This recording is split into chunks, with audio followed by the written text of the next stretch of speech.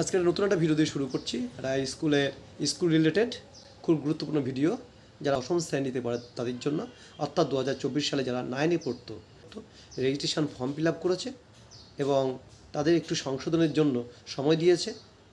দেখো, West Bengal board of secondary education একটা notification দিয়েছে এবং এটা দিয়েছে 19/5/2025-এ। দেখো, correction of registration certificate of class 9 for academic session 2024.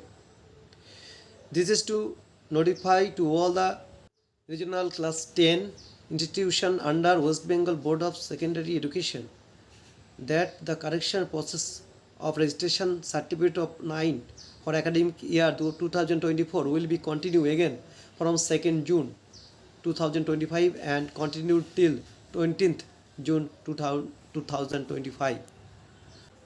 Paschimbanga মধ্যশিক্ষা বোর্ডের অধীনে সকল স্বীকৃত দশম শ্রেণীর প্রতিষ্ঠানকে অবহিত করা হচ্ছে যে 2024 শিক্ষাবর্ষে নবম শ্রেণীর নিবন্ধন শংসাপত্রের সংশোধন প্রক্রিয়া পুনরায় 2রা জুন 2025 থেকে 20 জুন 2025 পর্যন্ত অব্যাহত থাকবে।